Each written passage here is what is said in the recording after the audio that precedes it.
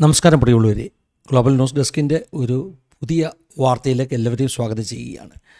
American president Donald Trump വേദപുസ്തകം വായിച്ചിരിക്കുന്നു. വേദപുസ്തകം വായിച്ചു എന്ന് പറയുമ്പോൾ അമേരിക്കയുടെ 250ാമത് ഇൻഡിപെൻഡൻസ് ഡേയുടെ വാർഷികം ആഘോഷിക്കുന്ന ഒരു സെലിബ്രേഷൻ, ഒരു മാരത്തൺ ബൈബിൾ റീഡിംഗ് സെലിബ്രേഷനാണ്. വാഷിങ്ടണിലെ ബൈബിൾ മ്യൂസിയത്തിൽ ഓർഗനൈസ് ചെയ്യപ്പെട്ടിരിക്കുന്ന ഈ സെലിബ്രേഷനിൽ 500-ൽ അധികം ആളുകൾ ചേർന്ന് ഉൽപ്പത്തി പുസ്തകം മുതൽ വെളിപ്പാട് പുസ്തകം വരെയുള്ള ബൈബിൾ തുടർമാനമായിട്ട് വായിച്ച് തീർക്കുന്നു.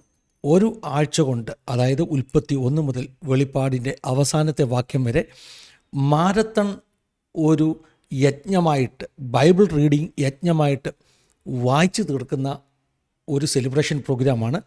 അതിനകത്ത് വളരെ പ്രധാനപ്പെട്ട ഒരു ഭാഗം പ്രസിഡൻറ്റ് ട്രംപ് വായിച്ചിരിക്കുന്നു എന്നുള്ളതാണ് ഈ വേദപുസ്തക വായനയുടെ പ്രത്യേകത. പ്രത്യേകിച്ചും പ്രസിഡൻറ്റ് ഡൊണാൾഡ് ട്രംപ് ഈ വേദഭാഗങ്ങൾ വായിക്കുമ്പോൾ വളരെ ക്രൂഷ്യലായിട്ടുള്ള ഒരു സമയമാണിത്.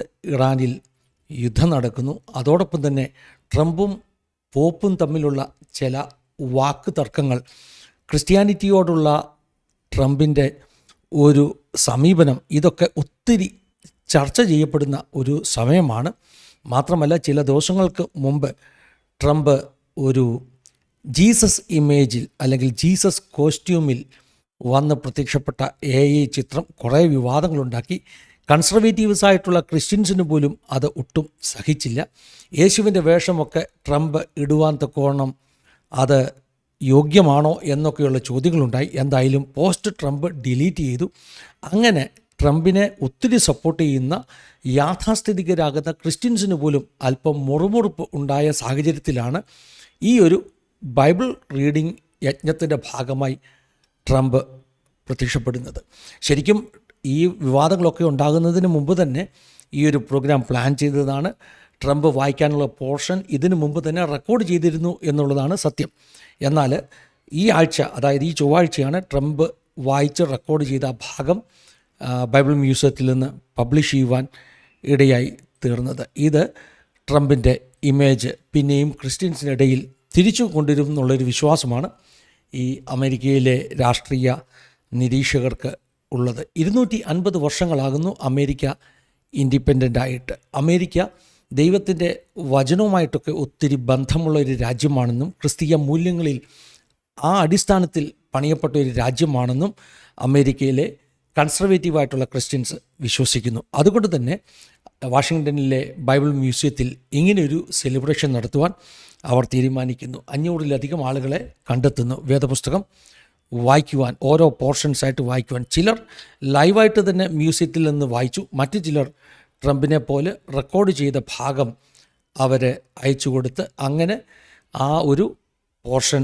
വായിക്കുകയാണ് ചെയ്തത്. ചിലർ ലൈവായിട്ട് തന്നെ വായിച്ചു. ഇതിൽ ഏറ്റവും പ്രധാനപ്പെട്ട ഒരു കാര്യം, ട്രംപ് മാത്രമല്ല, അമേരിക്കയുടെ ഭരണസിരാ കേന്ദ്രത്തിലുള്ള സ്റ്റേറ്റ് സെക്രട്ടറിമാരായിട്ടുള്ള പലരും, അമേരിക്കയിലെ ട്രംപിൻ്റെ chief of the staff Susie Wiles, അതുപോലെ തന്നെ ഡിഫൻസ് സെക്രട്ടറി, ഇങ്ങനെ പലരും, പ്രമുഖരായ പലരും, ശരിക്കും പറഞ്ഞാൽ ട്രംപിൻ്റെ ക്യാബിനറ്റിലുള്ള സ്റ്റേറ്റ് സെക്രട്ടറിമാരായിട്ടുള്ള പലരും ഈ ബൈബിൾ റീഡിംഗ് യജ്ഞത്തിൽ പങ്കെടുത്തു. മാരത്തൺ ബൈബിൾ റീഡിങ്ങിൽ പങ്കെടുത്തുകൊണ്ടിരിക്കുന്നു. ഈ ആഴ്ച ഫുള്ള് ഈ വേദപുസ്തകം വായിച്ചുകൊണ്ടിരിക്കുകയാണ്. ട്രംപ് പ്രത്യേകമായിട്ട് വായിച്ച പോർഷൻ 2 ദിനവൃത്താന്തങ്ങളുടെ പുസ്തകം 7-ാം അധ്യായത്തിലെ 11 മുതലുള്ള വേദഭാഗങ്ങളാണ്.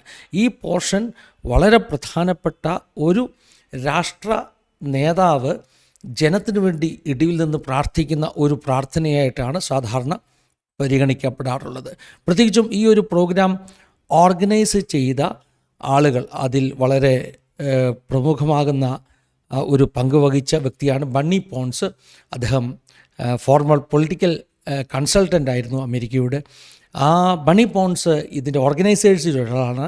അദ്ദേഹം പറഞ്ഞത് ഈ ഒരു പർട്ടിക്കുലർ പോർഷൻ ട്രംപ് വായിക്കുവാൻ സമ്മതിക്കണമെന്ന്. അതായത് 2 ദിനവൃത്താന്തം 7-ാം അധ്യായത്തിൻ്റെ 11-ാമത്തെ വാക്യം മുതലുള്ള ഈ ഭാഗങ്ങൾ ട്രംപ് തന്നെ വായിക്കുവാൻ അദ്ദേഹം എഗ്രി ചെയ്യണമെന്ന് വളരെയധികം ഇതിൻ്റെ ഓർഗനൈസേഴ്സ് ആഗ്രഹിച്ചിരുന്നു. മാത്രമല്ല ഈ ബണ്ണി പോൺസ് എന്ന് പറയുന്ന ആ മഹിള പറയുകയാണ്.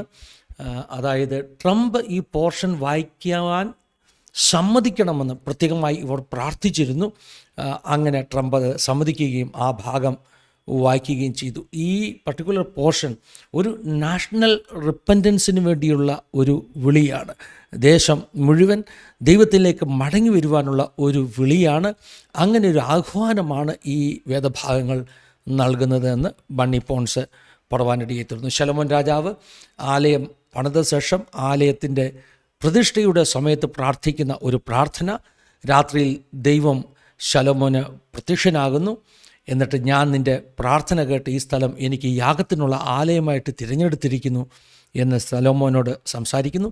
മഴ പെയ്യാതിരിക്കേണ്ടതിന് ഞാൻ ആകാശം അടയ്ക്കുകയോ ദേശത്തെ തിന്നു മുടിക്കേണ്ടതിന് വെട്ടുക്കിളിയോട് കൽപ്പിക്കുകയോ എൻ്റെ ജനത്തിൻ്റെ ഇടയിൽ മഹാമാരി വരുത്തുകയോ ചെയ്താൽ എൻ്റെ നാമം വിളിക്കപ്പെട്ടിരിക്കുന്ന എൻ്റെ ജനം തങ്ങളെ തന്നെ താഴ്ത്തി പ്രാർത്ഥിച്ച് എൻ്റെ മുഖം അന്വേഷിച്ച് തങ്ങളുടെ ദുർമാർഗങ്ങളെ വിട്ടുതിരിയുമെങ്കിൽ ഞാൻ സ്വർഗത്തിൽ നിന്ന് കേട്ട് അവരുടെ പാപം ക്ഷമിച്ച് അവരുടെ ദേശത്തിന് സൗഖ്യം വരുത്തി കൊടുക്കും. ഈ സ്ഥലത്ത് കഴിക്കുന്ന പ്രാർത്ഥനയ്ക്ക് എൻ്റെ കണ്ണ് തുറന്നിരിക്കും, എൻ്റെ ചെവി ശ്രദ്ധിച്ചിരിക്കുകയും ചെയ്യും എന്ന് പറയുന്ന ആ വേദഭാഗങ്ങളാണ് ഏതാണ്ട് 2 മിനിറ്റ് ചിലവാനുമെടുത്ത് ട്രംപ് വായിച്ച് റെക്കോർഡ് ചെയ്ത് കൊടുത്തത്. അത് ഈ ചൊവ്വാഴ്ച അത് ബൈബിൾ മ്യൂസിയത്തിൽ നിന്ന് അത് ടെലികാസ്റ്റ് ചെയ്യുവാനിടയായി തീർന്നു.